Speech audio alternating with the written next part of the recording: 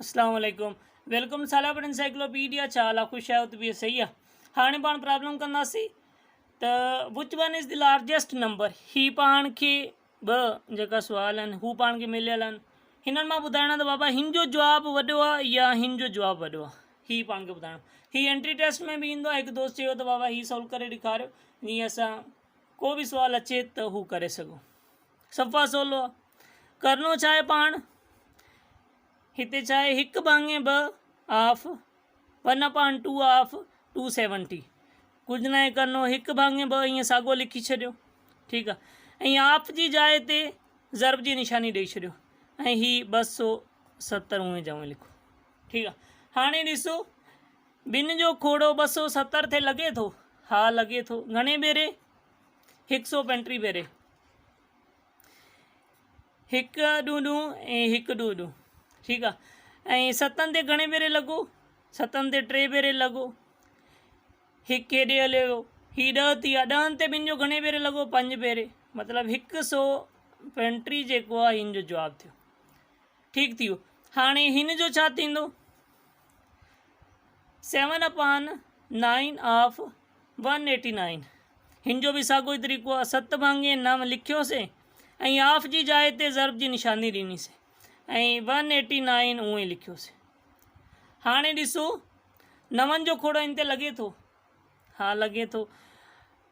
अरिड़हनि ते घणे भेरे 9 जो खोड़ो लॻो? 2 भेरे, ठीकु आहे। ऐं 9 ते घणे भेरे? 1 भेरे। हाणे पाण छा करिणो आहे, 7 खे ही जेका 7 आहिनि ज़रब करिणो आहे 21 सां, ही 21 सां। जवाबु छा थींदो? 7 खे 1 सां ज़रब कयो त जवाबु थियो 7 ऐं 7 खे 2 सां ज़रब कयो, जवाबु थिया 14। मतिलबु 147 जेको आहे हिन जो जवाबु आहे। 7/9 ऑफ 189 हिन जो जवाबु आहे 147। हाणे ॿुधायो त बाबा हिन ॿिन्ही मां वॾो कहिड़ो थियो? जंहिंजो जवाबु वॾो हू वॾो थियो। 147 पंहिंजो मतिलबु जवाबु आहे। ही पाण उते ऑप्शन में क्लिक कंदासीं त बाबा ही जेकी रक़म आहे 7/9 ऑफ 189 ही जेकी आहे ही वॾी आहे, ही लार्जेस्ट। मतिलबु ही जेकी रक़म आहे ही लार्जेस्ट, ठीकु आहे। ऐं जेकॾहिं इन मां उबतो पुछे which one is the smallest number त पोइ पाण ही इन ते क्लिक कंदासीं, ठीकु आहे। हाणे ॿियो प्रॉब्लम जेको पाण ठातो आहे उहो करे वठूं त जीअं आसानी ते जेकी ॻाल्हि न सम्झायल हुजे हू बि सम्झ अची वञे। तरीक़ो साॻियो ई आहे। 1/4 ऐं ऑफ जी जाइ ते ज़रब जी निशानी ऐं 360। हाणे ॾिसो चेन जो खोड़ो 360 ते लॻे थो, हा लॻे थो। 1 चौक चौक ऐं 36 ते घणे भेरे लॻो?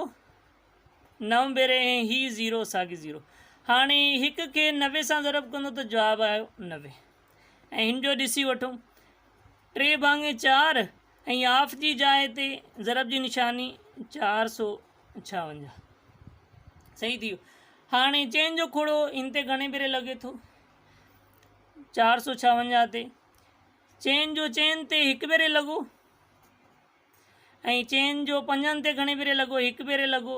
1 हेॾे हलियो वियो, ठीकु आहे। 1 चौक चौक ऐं 1 हेॾे हलियो वियो, ही 16 थी विया। 16 ते चेन जो घणे भेरे लॻो? 4 चौक 16। हाणे ही 3 ज़रब जी निशानी साॻी ऐं 114, ही पाण 114 हिते लिखियो अथव। हाणे 3 खे ज़रब करिणो आहे 114 सां। 3 खे चेन सां ज़रब कयो त जवाबु आयो 12। 3 चौक 12, 1 मथे हलियो वियो, 1 ट्रिकी 3 ऐं 1 जेको मथे वियल हुयो 4 थी वियो। हाणे 3 खे 1 सां ज़रब कयो त इहे आया 3, सही आहे। हाणे हिन जो जवाबु थियो 342। हाणे पाण ॿुधाए सघूं था जवाबु जेका निकिरी आहे हिननि मां ॿुधाए सघूं था त बाबा कहिड़ी रक़म जेकी आहे, कहिड़ो नंबर जेको आहे हू वॾो आहे।